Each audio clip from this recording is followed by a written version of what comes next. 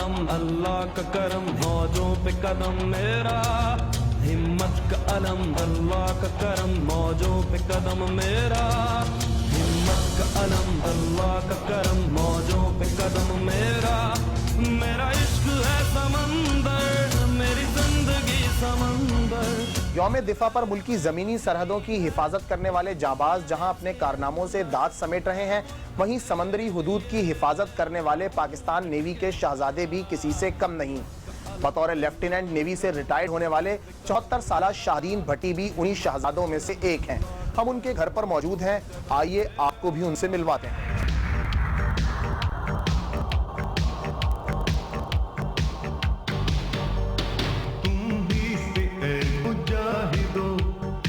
कराची में रिहाइश पजीर पाकिस्तान नेवी के retired lieutenant Shaheen भट्टी यौम दिफा पर वतन अजीज के दिफा के लिए आज भी पुरजोश हैं। मौजूदा हालात में एक रिटायर्ड समंदरी मुहाफिज का जज्बा काबिल दीद है।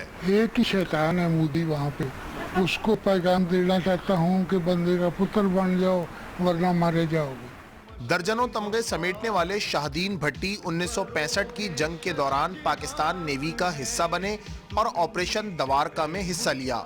एयरफोर्स का आ रहा कि फलां पे किया, फलां पे अटैक किया, नेवी का आ रहा था कि फलां जगह कब्जा कर लिया के बाद हमें भी एहसास हुआ कि हमें भी कुछ करके दिखाना चाहिए। हमने उधर का रुख कर लिया और जैसे कराची है वो उनका पोर्ट था, द्वारका जो है उनका पोर्ट था, फिर वहाँ पे हमने जैसे कोई कराची पे बमबारी शुरू कर दी और भागदौड़ मार दिया, वहाँ हमने भागदौड़ इनकी लगा दी। लेफ्टिनेंट रिटायर्ड शाहीन भट्टी को तमगा हरब से भी नवाजा जा चुका है। पाकिस्तान नेवी के इस 74 साला फौजी के दिल में आज भी वही जज्बा है। कहते हैं कि नेवी आज भी पुकारे तो जान हाजिर है। मैं और मेरे बच्चे जो हैं नेवी पे कुर्बान होने के लिए तैयार है। मैं जब ऐसा सिचुएशन आती है तो मैं कार में तेज तेज चलना शुरू करता, बच्चे हंसते कि क्या हो गया। मैंने बोला मैं ना भी बुलाया गया, विकाल किया गया तो मैं पहुंचूंगा जंग के लिए। शाहीन भट्टी जैसे शेर दिल ही मुल्क व कौम का असासा हैं। वो आज भी मादर वतन के दिफा के खातिर न सिर्फ अपने आप को पेश कर रहे हैं बल्कि अपने बच्चों की खिदमत भी देने का अज़्म रखते हैं। बिस्मिल्लाहिर्रहमानिर्रहीम। पाकिस्तान नेवी की जो पूरे पाकिस्तान के लिए सर फख्र से बुलंद करने वाली जो कारकर्दगी है उसके ऊपर बात करेंगे। PNS सैफ में हमारे साथ मेरे बाएं जानिब होंगे कमांडर शाहिद साहब, उनसे बात करेंगे, उनसे पूछेंगे कि पाक बहरिया की क्या कैपेबिलिटीज़ हैं, मौजूदा दौर में हम किस तरीके से सर्व कर रहे हैं, पाकिस्तानी कौम की किस तरह से खिदमत कर रहे हैं और पाकिस्तानी कौम ख़ास तौर पे कराची और सिंध के अवाम जो सुकून से सोते हैं उसमें पाक बहरिया का क्या किरदार है और 65 का जो मार्का दवारका था उसकी याद भी कुछ ताज़ा करेंगे। इसके अलावा आपने फरवरी में देखा कि हमने एक P3 ओरियन के ज़रिए एक इंडिया की एक सबमरीन को ट्रेस किया था।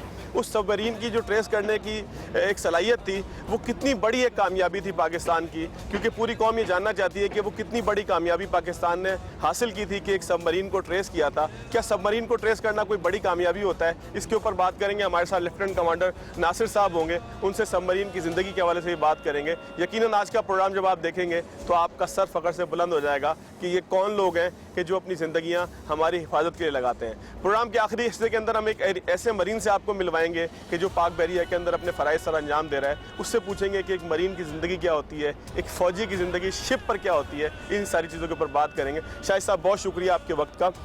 बड़ा मसरूफ़ आप लोगों का शेड्यूल होता है लेकिन आपने निकाला कौम मेरे लिए नहीं, हमारे टीवी के लिए नहीं, बल्कि पूरी कौम को बताने के लिए कि कितनी कुर्बानियों के बाद हम इस नतीजे में पहुंचते हैं कि ये आज़ाद फ़िज़ाओं के अंदर सांस लेते हैं। शायद साहब 65 की तरफ चले जाएं। 7 सितंबर की रात थी, 8 सितंबर की सुबह जब हुई तो हिंदुस्तान को एक बड़ा ज़ख्म लगा कि वो हिंदुस्तान जो अपने तौसीई कदम को आगे लेकर आया था, अपने नापाक कदम पाक धरती पर लगाना चाहता था, उस हिंदुस्तान को एक हज़ीमत उठाना पड़ी कि उसका रडार स्टेशन भी गया, दवारका के पास पाकिस्तान चला भी गया और जो तलवार थी, जो INS तलवार था, वो म्यान में ही रह गई, वो चल ही नहीं सका वहाँ से। बाद में वो कहते रह गए जी वो कोई मेंटेनेंस हो रही थी।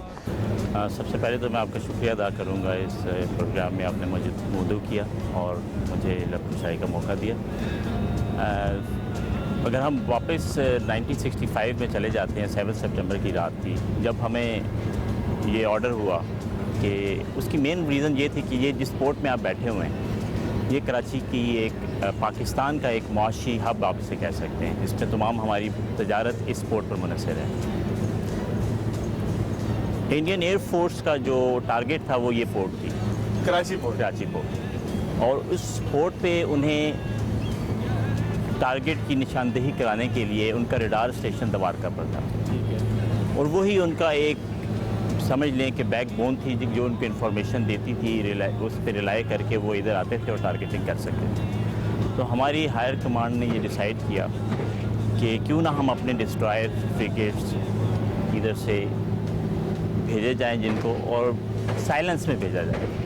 ये एक टैक्टिक खामोशी से कि अगर आप रडार ऑपरेट कर रहे हो तो आप दुश्मन को बआसानी दूर से ही डिटेक्ट हो सकते हैं। तो इस साइलेंस में जाना एक बहुत मुश्किल काम होता है, मतलब इसको मेंटेन करना प्रोफेशनल करने के लिए बड़ा, और उसमें आपने कम्युनिकेशन भी मेंटेन करनी है और आपने उस टास्क को भी भरपूर तरीके से अदा करना है। तो उसमें हमारे 7 डिस्ट्रॉयर्स फ्रिगेट्स इधर से रवाना हुए, जो कि रात के जब रात ढलने लगी तो वो रात में स्टेशन लेना बहुत मुश्किल होता है। तो वो इसमें आपको जो मैंने कहा ना, ये भी चीज़ें साथ साथ बताते जाइएगा, क्योंकि कौम को ये पता लगे कि कोई ऑपरेशन करना और फिर रात के अंधेरे में किसी स्ट्रेटजी के तहत ऑपरेशन करना, इन दोनों में बड़ा फ़र्क है। एक अमन के हालात के अंदर किसी जगह चले जाना, और ये बड़ा एक मुश्किल काम है। तो ये किस तरीके से पाक बहरिया ने? बिल्कुल, उसमें यही मैं बताना चाह रहा था कि इलेक्ट्रॉनिक साइलेंस में रहना, यही जो मैंने आपको कहा कि रडार एमिशन ये डिटेक्ट हो जाती हैं दूर से। ठीक है। तो इनमें आपने साइलेंस रखते हुए, कम्युनिकेशन की साइलेंस उसको करते हुए आप जब गए, तो रात के टाइम स्टेशन लेना मुश्किल होता है। उसमें आपने सिर्फ स्टेशन कीपिंग में आपको मैक्सिमम जो उसकी लाइट्स होती हैं ना, शिप की स्टर्न लाइट हो गई, उससे आप उसकी स्टेशन कीपिंग कर रहे होते हैं। और एक फॉर्मेशन में जाना एक बहुत महारत वाला काम है, महारत काम, और उसको प्रोफेशनली बखूबी तरीके से इन शिप्स ने परफॉर्म किया, और उनके इस प्रोफेशनलिज्म की वजह से वो दवारका पहुँचे, और दवारका पे स्टेशन पर उन्होंने बम्बार्डमेंट की, और इस बम्बार्डमेंट में उन्होंने रडार स्टेशन को तबाह किया। ठीक है। तो इसी के नतीजे में उनका जो रनवे था उधर का वो भी डिस्ट्रॉय हुआ, और 2 ऑफिसर्स और 13 के लगभग के जवान जो है ना, 13 के करीब, वो भी इसमें जहन्नुम वासिल हुए। और दुश्मन को एक आप समझ लें कि एक स्ट्रेटेजिक जो है ना, हमने सेट बैक पहुँचाया उस पर, और वो उसके लिए कितना बड़ा धचका था। और इसके साथ साथ हमारी एक और स्ट्रेटजी भी थी कि हम चाह रहे थे कि उसकी शिप्स को ल्योर करें, हम बाहर निकालें। उस वक्त हमारी गाजी सबमरीन जो थी हमारे पास थी, और वो जब बाहर निकलते तो गाजी ने उन पर अटैक करना था। गाजी का अटैक का मैं पूछता हूँ नासिर साहब से, क्योंकि ये सबमरीन एक्सपर्ट है। बिल्कुल, ये आपको बताएंगे। अच्छा, एक उसमें वाकया हुआ कि INS तलवार शायद करीब था, ये गुजरात यहाँ से 200-250 किलोमीटर ही है, तो INS तलवार जो है वो मैदान के अंदर ही रह गया, वो निकल नहीं सका। ये कितनी बड़ी नाकामी है हिंदुस्तान? ये तो एक बहुत बड़ी नाकामी आप समझ लीजिए। इसमें मैं प्रोफेशनल सोल्जर की हैसियत से नाकामी, सोल्जर, और प्लस इसमें आपको जज्बा चाहिए। अगर एक शिप हो और इस तरह एक दुश्मन की शिप आ रहे हो, अगर हमारा जज्बा स्ट्रॉन्ग है, जज्बा ठीक है, तो हम उस पर हमला कर सकते हैं। यानी कि मुसलमान तो 313 जब होते हैं तो 1000 में जज्बे पे लगते हैं। इसमें हमारी जो कुव्वत आती है वो हमें अपने ईमान से आती है, ईमानी कुव्वत होती है जो हमारे साथ होती है। जब उसको पता चला कि इतने शिप्स आ रहे हैं तो वो उधर से एस्केप हो गया। बिल्कुल ऐसे हो गया जैसे स्कूल में बच्चे बीमारी का बहाना नहीं करते, वो वाला काम किया INS तलवार ने कि वहाँ पे उसने कहा कि जी मेंटेनेंस हो रही है ऐसी। क्योंकि अगर आप फेसबुक पे और ये सोशल मीडिया पे आज देखें ना, तो INS तलवार का वो जवाब पेश ये करते हैं कि शायद जो है ना वो मेंटेनेंस में था। तो ये स्कूल के बच्चे जब छुट्टी करते हैं ना, ये वो वाला काम किया उन्होंने। ये आप भी इसको सही तरीके से आपने इसको कवर कर लिया। चले, मैं थोड़ा सा आपकी तरफ दोबारा आता हूँ शाहिद साहब। नासिर साहब, लेफ्टिनेंट कमांडर नासिर साहब, कितना मुश्किल होता है सबमरीन को किसी दुश्मन की कोस्ट लाइन के करीब ले जाना, वहाँ पर उसको एंगेज करना, और जो PNS गाजी का कारनामा था ऑपरेशन दवारका के नतीजे में हमने कामयाबी से उसको डिप्यूट किया, वो कितनी बड़ी प्रोफेशनल कामयाबी थी। एक सबमरीन के लिए कितनी बड़ी कामयाबी होती है किसी जगह पर पोस्ट हो जाना। बिस्मिल्लाहिर्रहमानिर्रहीम, बहुत बहुत शुक्रिया पहले आपका मैं अदा करूँगा कि आपने मदद शो में। बिल्कुल, जिस तरह कमांडर शाहिद ने ऑलरेडी काफ़ी एलेबोरेट किया इस बात को कि जो हमारे सीनियर्स थे जो कि 1965 में इन्वॉल्व थे, पाकिस्तान की मुसल्लह अफवाज का जो कारनामा था बिलअमूम और बिलखसूस पाकिस्तान बहरिया का, वो तारीख के बाब में बड़े सुनहरी रूप से लिखा हुआ है। इन्हीं सब को मद्देनज़र रखते हुए जो PNSM गाजी का बेसिकली जो रोल था 1965 کے دور میں یہ بیسیکلی یہ یو ایس سے پاکستان نے یہ سب میرین ایکوائر کی تھی. یہ ڈیابلو کلاس سب مرین تھی جو کہ پاکستان نیوی میں انڈکٹ ہو کے اور PNSM غازی کہلائی. ٹھیک ہے. اور پاکستان اس ریجن میں وہ پہلا ملک تھا جس نے سب میرین انڈکٹ کی. بھارت کو 1965 میں یہ آپ کہہ لیں کہ ایج حاصل نہیں تھا. تو آپ اس سے بھی اندازہ لگا سکتے ہیں کہ ہمارے جو سینئرز تھے ان کا ویژن تھا وہ کس لیول کا. خاص طور پہ وہ انڈیا کی شرارت سے واقف تھے. جی آپ کہہ سکتے ہیں بالکل کہ اس دور میں انہوں نے اس چیز کو بھانپ لیا کہ یہ سب میرین سروس جو ہے وہ ہماری بقا کے لیے, ہمارے ملک کی بقا کے لیے بیسیکلی یہ کتنا ایک اہم کردار ادا کر سکتی ہے. تو وہ الحمدللہ اس وقت ایکوائر کی گئی, اس کو انڈکٹ کیا گیا سکسیزفلی پاکستان میں. 1965 کی جنگ رونما ہوئی, پاکستان بحریہ کی سب میرین کو آگے ڈپلوائے کیا گیا. پاکستان بحریہ کی سب میرین نے انتہائی پروفیشنلزم کا مظاہرہ بھی کیا. وہ انہوں نے اپنی پوزیشنز چینج کر کے وہ بیسیکلی اپنے مشنز کرتے تھے, جس سے دشمن کے دل میں یہ بھی دھاک بیٹھ گئی کہ یہ غالباً ایک سے زیادہ سب میرین ہے. تو ایک ان کو یہ بھی وہ ڈاؤٹ میں رہے تھے. اچھا, ڈاؤٹ میں رہے کہ پتہ نہیں کتنے یہاں پہ وہ سمجھے کہ کاؤنٹ نہیں ہو سکا, بیسیکلی اسٹریٹجیکلی کاؤنٹ نہیں ہو سکا. ایک سب میرین تھی جس نے جو ہے پورے بھارتی فلیٹ کو اپنے ہی پانیوں میں محصور کر کے رکھ دیا, اپنے ہاربر سے وہ باہر نہیں نکل پائے. اور جس طرح سر شاہد نے آلریڈی آپ کو بتایا پہلے کہ جو دوارکا پہ اٹیک کیا گیا اس کا ایک پرسپیکٹو یہ بھی تھا کہ ان کے جہازوں کو باہر نکالا جائے کسی طرح, تاکہ جو بل سے باہر نکالا جائے نا, جو وہاں پہ آلریڈی سب میرین ڈپلائڈ ہے وہ ان کو ٹارگٹ کر سکے. لیکن وہ اتنا شاکنگ تھا ان کے لیے دشمن کو وہ وار سہنا, آلریڈی جو ان کا ریڈار اسٹیشن تباہ کیا گیا, کہ وہ اس شاک سے ہی نہیں نکل پائے کہ وہ پھر اپنے شپس کو باہر ڈپلوائے کرتے اور مزید اپنا رسک لیتے, کوئی دفاع کرتے اپنا. حالانکہ وہ تو اٹیک کیا تھا شاہد صاحب, انہوں نے تو دشمن نے تو جب اٹیک کیا تھا تو اس کے ذہن میں یہ نہیں ہوگا کہ پاکستانی جو نیوی بھی ہے وہ اس پروفیشنل طریقے سے ہمارے اوپر اٹیک کرے گی. کیونکہ یہ جو محاذ ہے کیا یہ اس وقت ایکٹیو تھا یا پاکستان بحریہ نے جو ہے وہ اپروچ کیا تھا, ان کو ڈیفینڈ پوزیشن میں لے کر گئے تھے؟ جیسے آپ نے بتایا کہ انیشیشن ان کی طرف سے ہوئی تھی وار کی. بالکل ایسے ہی ہے. ایسے ہی لاہور کی طرف سے جب ناشتہ کرنا چاہ رہے تھے اور وہ پھر انہیں مہنگا پڑ گیا ناشتہ. جب جو انیشیٹ ہوا تو اس کے بعد آپ کو پتہ ہے کہ تمام فورسز ہم ہر وقت تیار رہتے ہیں, ہمیں کیونکہ ریئیکشن ٹائم بہت کم رہتا ہے. ہم اسی وقت فوراً حرکت میں آئے, تمام فلیٹ ہمارا موو ہوا, ہاربر سے باہر نکلا اور ہم نے اپنی اسٹریٹجی کے مطابق. بٹ ٹارگٹ کو ہٹ کرنا پھر کوئی اتنا بڑا ایک کام نہیں تھا, تو بڑا کام جو تھا ڈیٹیکٹ کرنا وہ ہو چکا تھا. اچھا, وہ مطلب ڈیٹیکشن جو ہے وہ مین کام تھا جو ہو چکا تھا. یہ پھر آپ یہ کہہ لیں کہ ہم نے کہا جا بیٹا جا, آج معاف کیا. جی ایسے. چلیں ناظرین, یہاں پر ایک چھوٹا سا بریک لیتے ہیں. بریک کے بعد آئیں گے تو پاکستان نیوی صرف جنگ کے حالات میں نہیں بلکہ امن کے حالات میں بہت سارے ایسے کام کرتی ہے کہ جو پاکستانیوں کا سر فخر سے بلند کر سکتے ہیں. وہ سنتے ہیں وہ کیا کام ہے آفٹر شارٹ بریک.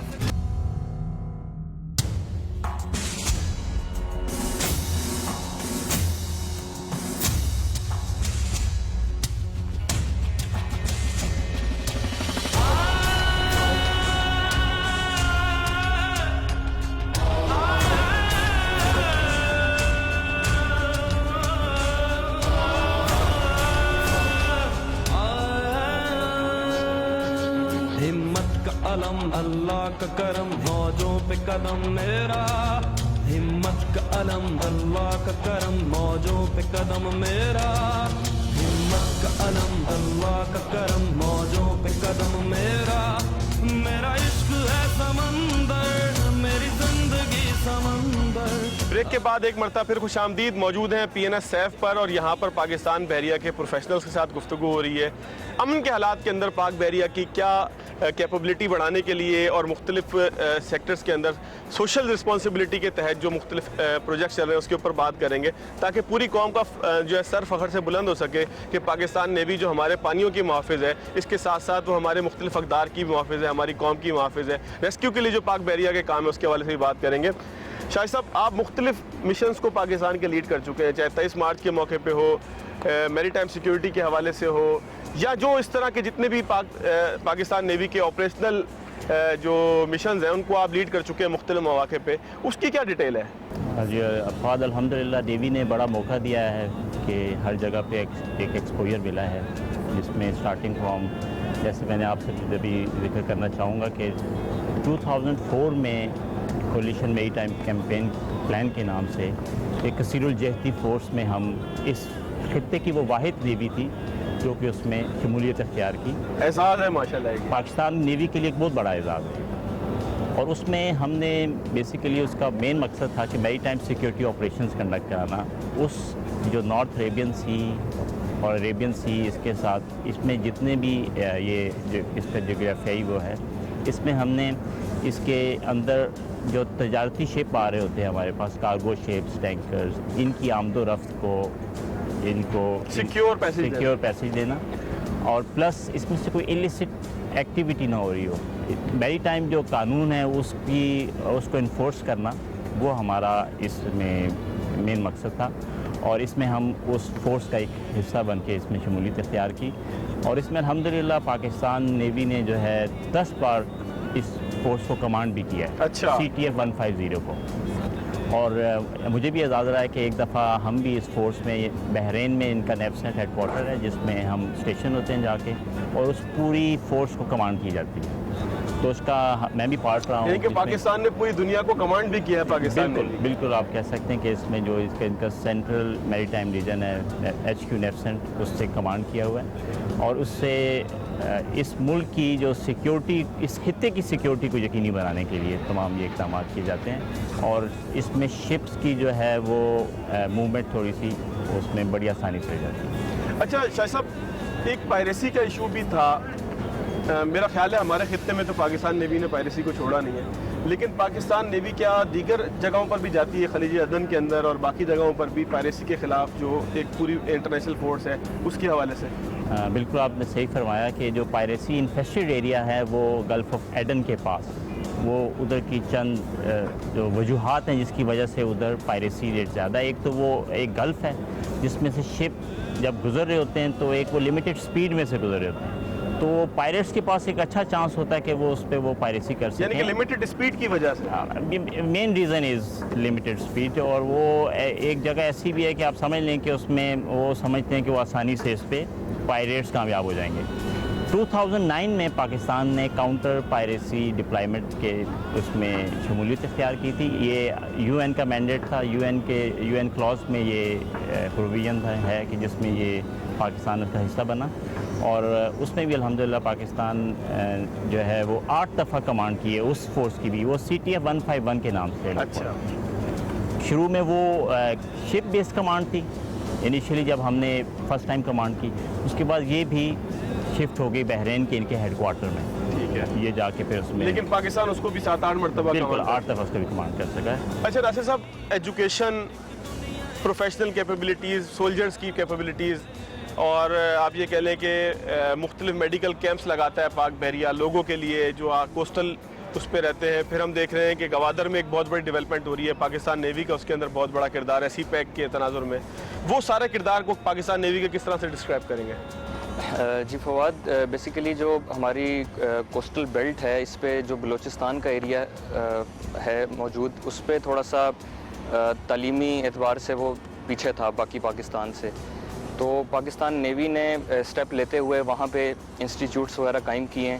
تعلیمی شعبے میں پاکستان بحریہ نے جو ہے وہ بہت کردار ادا کیا ہے. جو اپنا اورمارا سٹی ہے کوسٹل بیلٹ پہ گوادر ہے تربت ہے وہاں پہ اسکول بحریہ ماڈل اسکولز بحریہ ماڈل کالجز قائم کیے ہیں تاکہ وہاں کے جو مقامی لوگ ہیں وہاں کے جو بچے ہیں جو کہ تعلیم کے معیار پہ اس حساب سے پورا نہیں آ پا رہے تھے ان کو ایک سرٹن لیول پہ لایا جائے اور وہ بھی ملکی ترقی کا پارٹ بن سکیں. اچھا سیکنڈلی اورمارا کے اندر کیڈٹ کالج کا قیام عمل میں لایا گیا. اس میں یہ ہوا کہ وہاں کے جو مقامی اسٹوڈنٹس ہیں تقریباً 50% کوٹا ان کا ہے کہ ان کو انڈکٹ کیا جائے اور وہ ابھی الحمدللہ تقریباً یعنی کہ CPEC کے اثرات ان کو پہلے سے آنے لگ گئے. جی بالکل. اور دیکھیں آپ کے 5-6 سال کی جد و جہد کے بعد اب نیوی الحمدللہ اس اسٹیج پہ پہنچ چکی ہے کہ وہاں سے جو پاس آؤٹ ہوئے ہیں کیڈٹس جو جونیئر کیڈٹس ہیں وہ اب پاکستان نیول اکیڈمی میں انڈکٹ ہو چکے ہیں. اچھا یعنی کہ نوکری کا بندوبست بھی ساتھ ساتھ ہے صرف پڑھائی نہیں ہے. جی وہ ابھی الحمدللہ ان کو اس لیول پہ پاکستان نیوی لے کے آئی ہے کہ وہ باقی لوگوں کے ساتھ کمپیٹ کریں اور وہ پاکستان نیوی میں بطور آفیسر بطور سیلرز وہ شمولیت اختیار کریں اور پاکستان کی ترقی کا پارٹ بن سکیں. سیکنڈلی پاکستان بحریہ جو ہے وہ اس کے علاوہ 2 جو ہیں وہ اسپیشل بچوں کے سکولز بھی رن کر رہی ہے جو کہ کراچی میں اور اسلام آباد میں ہیں، اور اس میں تقریباً 400 سے 450 تک جو معذور بچے ہیں جو اسپیشل چلڈرن ہوتے ہیں ان کو تعلیم دی جا رہی ہے جی، تاکہ وہ بھی کل کو ایک بہتر انسان بنے اور معاشرے میں اپنا کردار ادا کر سکیں، وہ کسی پہ ریلائبل نہ رہیں، کسی پہ ڈیپینڈنٹ نہ رہیں۔ اور اس کے علاوہ جو میڈیکل کے شعبے میں بھی جو ہے وہ جو پاکستان نیوی کا ایک بہت بڑا قدم ہے وہ، اور ہمارا سٹی کے اندر ہی ایک PNS درمانجہ کے نام سے ایک ہاسپٹل نیوی نے قائم کیا ہے، جہاں پہ آپریشن تھیٹر اور تمام اچھی فیسلٹیز سے لے کر چھوٹی سے چھوٹی فیسلٹیز سے اچھی فیسلٹیز تک ہر چیز وہاں پہ اویلیبل ہے۔ اس سے یہ فائدہ ہو رہا ہے کہ وہاں کے جو کمیونٹی کے جو لوگ تھے جو کہ جن کو بنیادی صحت کی چیزیں میسر نہیں تھیں، بنیادی علاج میسر نہیں تھا، وہ بہت زیادہ اس کو اوورکم کرنے میں جو ہے وہ ایک کامیابی حاصل ہوئی ہے پاک بحریہ کو۔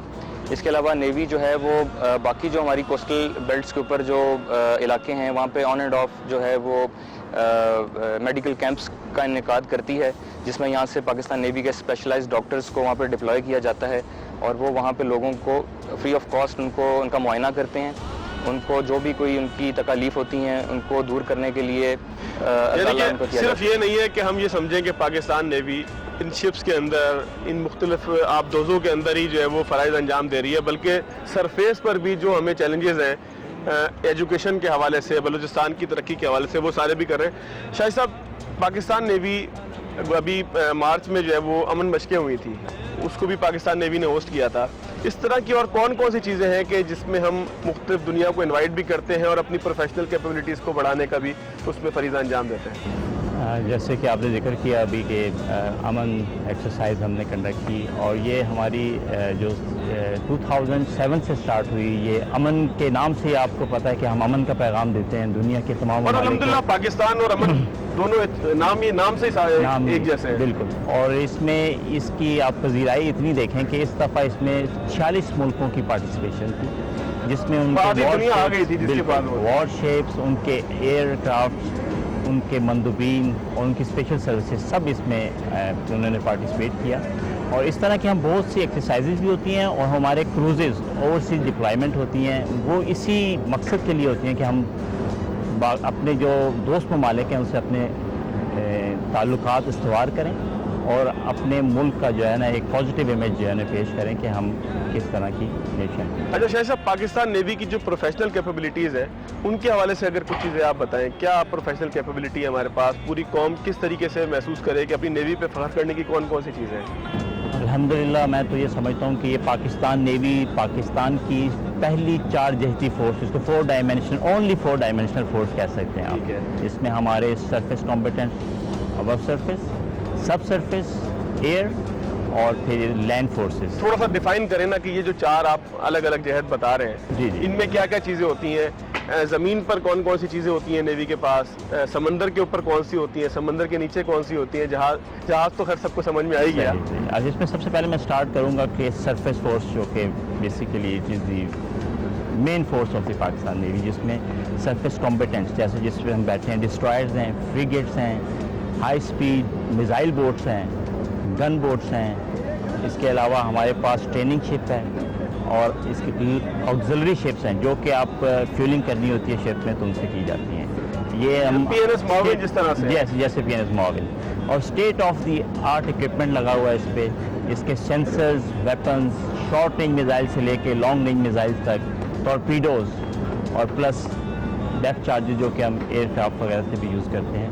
تو الحمدللہ ہماری پاک بحریہ، آپ اس پہ فخر کر سکتے ہیں کہ دنیا کی کسی فورس سے کم نہیں ہے بلکہ زیادہ ہی ہے کچھ ماشاءاللہ۔ ہم اپنے لمیٹڈ ریسورسز میں رہتے ہوئے پاکستان کے، ہم نے اپنی فورس کو بہت اچھا مینٹین کیا ہوا ہے، اور ہم کسی بھی وقت جب بھی ہماری ضرورت پڑے گی تو ہم اور سب سے بڑھ کر جو 4 اہم ڈپارٹمنٹس ہیں ہم چاروں میں موجود ہیں پاکستان۔ بالکل، اس میں سب مرین فورس ہے، ایئر ونگ آپ کو بتایا جیسے کہ ایئر ونگ ہے، اور اسپیشل سروسز فورس اور پاک میرینز، یہ ہمارا لینڈ ڈائمنشن۔ اچھا، ایک آخری سوال آپ سے ناصر صاحب کریں، پھر آگے ایک مرین ہمارے ساتھ ہوں گے، ان سے بھی گفتگو کریں گے۔ آپ سب مرین کی لائف گزار چکے ہیں، آپ سب مرین ایکسپرٹ اگر کہا جائے تو غلط نہیں ہوگا۔ ایک سب مرین کے اندر لائف گزارنا کتنا مشکل ہوتا ہے, کیونکہ سرفیس پہ تو ہم یہاں بیٹھے ہیں, یہ جہاز اگر چل بھی رہا ہوں مجھے سانس آ رہا ہے, مجھے نظر آ رہا ہے, میرا ویژن کھلا ہوا ہے. ایک سب مرین جس میں ہوتے ہی 40, 50, 60 لوگ ہیں, اس میں زندگی گزارنا, اس میں وقت گزارنا, اس میں رہنا ایک سولجر کے لیے کتنا مشکل ہوتا ہے, کیونکہ آپ ہماری خاطر, پوری قوم کی خاطر اپنے آرام کو قربان کرتے ہیں, اپنی زندگی وہاں لگاتے ہیں. اس کے بارے میں لوگوں کو بتائیں, کیونکہ لوگ یہ سمجھنا چاہتے ہیں کہ سب مرین میں جو رہتا ہے فرد وہ کتنا مشکل میں رہتا ہے. جی فواد, بیسیکلی جس طرح آپ کو معلوم ہے کہ انسان جو ہے وہ اللہ تعالیٰ نے اس کو خشکی کے لیے پیدا کیا ہے, وہ پانی کی مخلوق نہیں ہے, اور جب پانی پہ جاتا ہے انسان تو اس کو بہت سارے چیلنجز کا سامنا کرنا پڑتا ہے. اور آپ اب اس بات سے بھی اندازہ لگائیں کہ پانی کے سطح پہ رہنا اور پھر آپ ایک بندہ جو زیر آپ جا رہا ہے اس کو کس قسم کے چیلنجز کا سامنا کرنا پڑتا ہوگا, وہ شاید میں اس کو الفاظ میں جو ہے وہ آپ کو اس طرح سے نہ سمجھا پاؤں. ظاہر ہے جو فیلنگ ہے وہ ظاہر الفاظ میں آ نہیں سکتی. لیکن تھوڑا سا میں آپ سے جو شیئر کروں اپنا ایکسپیرینس, وہ یہ ہے کہ سب میرین جو ہے وہ سرفیس شپ کی نسبت بہت ایک کنفائنڈ اسپیس اس کے اندر ہوتی ہے. وہ ایک چھوٹا پلیٹ فارم ہوتا ہے تقریباً آپ کہہ لیں 70 to 80 میٹرز کا, جس کے اندر, اور وہ ایک کیپسول کی فارم میں ہوتا ہے. ایک بس جتنا ہوتا ہے, ہینو کی جو بڑی بس ہوتی ہے, تھوڑا سا اس سے بڑا کہہ لیں یا تقریباً اتنا. تو اب اس کے اندر 40-50 لوگوں نے رہنا ہے, سونا بھی ہے, کھانا بھی ہے, اور اس کے بعد انہوں نے تمام اپنے جو ہیں وہ ضروریاتی زندگی وہ بھی انہوں نے ساتھ لے کے اپنی چلنی ہے اور اپنے آپریشنز کرنے ہیں. تو اس میں کتنی ڈیپتھ میں ہوتا ہے ایک سب مرین نارملی؟ سب مرین جو ہے وہ بیسیکلی وہ ڈفرینٹ ڈیپتھس ہوتی ہیں جس میں ہم آپریٹ کرتے ہیں, وہ کوئی ایک ڈیفائنڈ ڈیپتھ نہیں ہوتی, لیکن 10-12 فٹ سے تو نیچے ہی ہوتا ہے, کافی نیچے ہوتا ہے جی, اس سے کافی نیچے ہوتا ہے. تو اس میں ہمیں جو چیلنجز ہوتے ہیں وہ یہی ہوتے ہیں بیسیکلی کہ بہت کنفائنڈ اسپیس ہے, کھانا بہت لمیٹڈ ہوتا ہے. شروع کے 8-10 دن تو آپ کے بہت اچھے گزر جاتے ہیں جب آپ فریش راشن لے کے جاتے ہیں, لیکن اگر اس سے جب بڑے مشنز شروع ہوتے ہیں تو پھر آپ ٹن فوڈ پہ شفٹ ہو جاتے ہیں. تو پھر اس کے بعد یہ ہے کہ کوئی اور فزیکل ایکٹیویٹی نہیں ہے, اور بیٹھے ہوئے ایک جگہ پہ. تو اس میں یہ ہے کہ انڈور گیمز ہوتی ہیں آپ کے پاس, کارڈز ہوتے ہیں, لوڈو ہوتی ہے, لیکن ہل نہیں پا رہے آپ. جی, تو وہ اتنا, اب آپ اس کو امیجن خود کریں کہ ایک چھوٹا سا کیپسول ہے جس میں اتنے لوگ ہیں, اور وہ اپنے پروفیشن, اپنی جو ان کی ذمہ داری ہے وہ بھی پوری کر رہے ہیں, اور اپنے ٹائم کو پاس کرنے کے لیے وہ اس طرح کی سائڈ والی ایکٹیویٹیز کر کے اور وہ اپنا ٹائم کو وہاں پہ گزارتے ہیں. چلیں ناصر صاحب, بہت شکریہ. یہاں پہ ناظرین ایک چھوٹا سا بریک لیں گے, بریک کے بعد آپ کو ایک مرین سے ملائیں گے. لیکن اس پارٹ کو ختم کرنے سے پہلے شاہد صاحب کا, کمانڈر شاہد صاحب کا اور لیفٹیننٹ کمانڈر ناصر صاحب کا شکریہ انہی الفاظ کے ساتھ کریں گے کہ یہ وہ لوگ ہیں کہ جنہوں نے ہماری آرام کی خاطر, ہمارے سکون کی خاطر اپنے آپ کو, اپنی جان کو ہلکان کیا ہوا ہے. وہ ایک چھوٹے سے بس نما کیپسول کے اندر کئی دن گزارتے ہیں, جہاں پر جو ہے وہ کئی بہت مختصر سی جگہ ہوتی ہے, چند فٹ جگہ ہوتی ہے. ایک بس کے اندر آپ سوچیں گے 50-60 لوگ سوار ہو, انجنری بھی ہو, باقی جو چیزیں ہوں, ایکوپمنٹ بھی ہو سارا, تو کتنا کو مشکل ہوتی ہے زندگی وہاں پہ گزارنا. لیکن یہ ہماری خاطر کرتے ہیں. پاکستان نیوی سمندروں کی پاسبان جو ہے, ہماری سمندری سرحدوں کی حفاظت کے لیے اپنا تن من دھن سب کچھ قربان کرتی ہے. یہاں پر ایک چھوٹا سا بریک لیتے ہیں.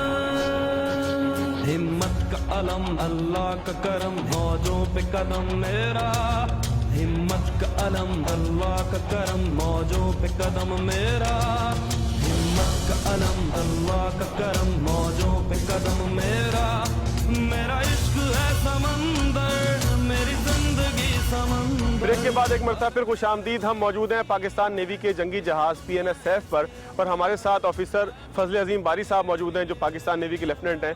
फजल अजीम बारी साहब, ये जो आपने ड्रेस पहना हुआ है, अभी इससे पहले प्रोग्राम का पार्ट था उसमें जो हमारे साथ ऑफिसर्स थे उनके पास उन्होंने वाइट ड्रेस लिया हुआ था. कुछ और लोग भी यहाँ पर दिख रहे हैं जो थोड़ा सा मुख्तलिफ ड्रेस है, ग्रे शेड का है, आपका मुख्तलिफ है.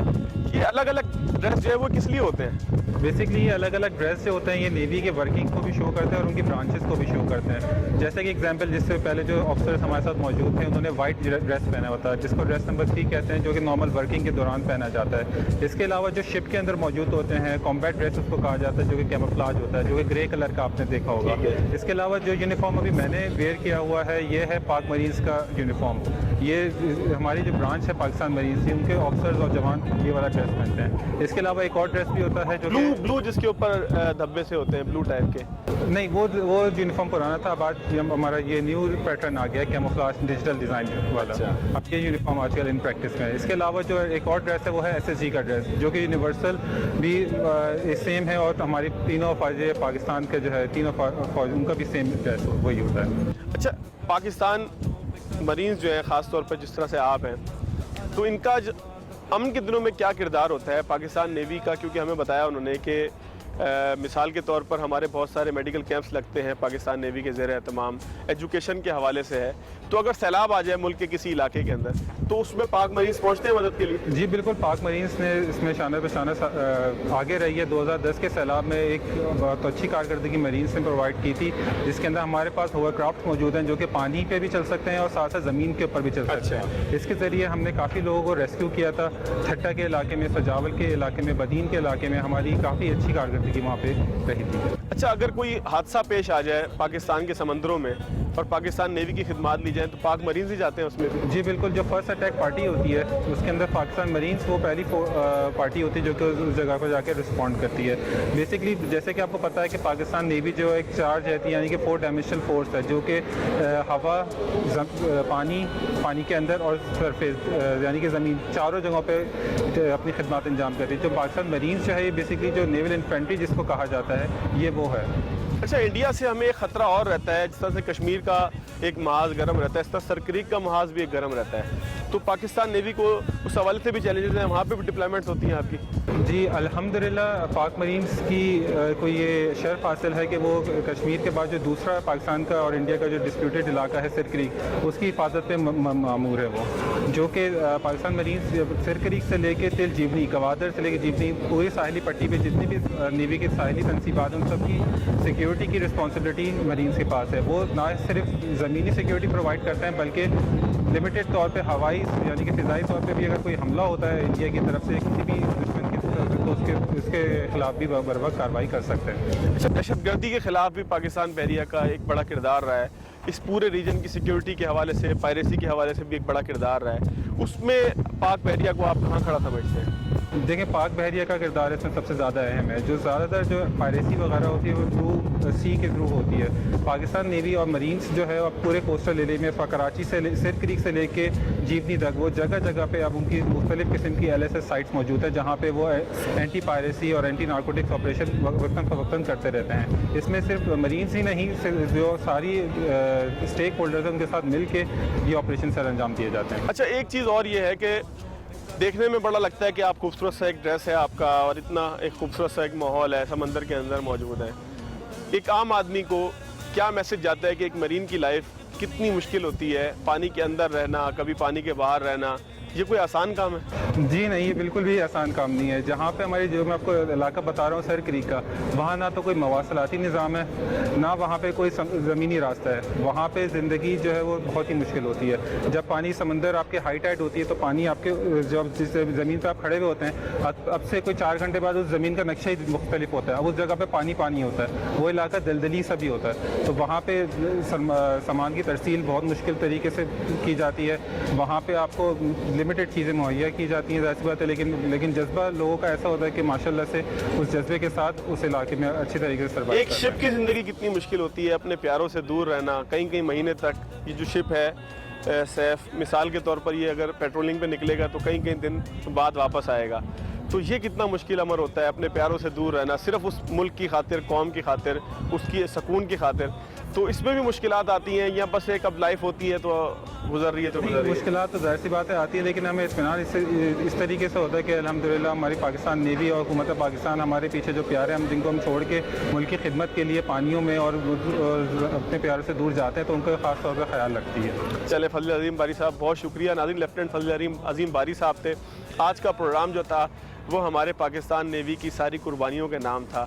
پوری قوم کی طرف سے اپنی نیوی کو, اپنی آرمی کو, اپنی فضائیہ کو ہم خراج تحسین پیش کرتے ہیں, کیونکہ 6 ستمبر وہ دن تھا کہ جس دن دشمن کو اس کے توسیع پسندانہ عزائم میں ناکامی حاصل ہوئی تھی. صرف فضا میں نہیں, صرف زمین پر نہیں, بلکہ سمندروں کے اندر بھی تینوں محاذ پر پاکستان کی افواج نے دشمن کا مقابلہ کیا تھا اور دشمن کے دانت کھٹے کیے تھے. آج کے پروگرام سے اتنا ہی. اگلے پروگرام تک کے لیے یاد دیجیے. اللہ حافظ.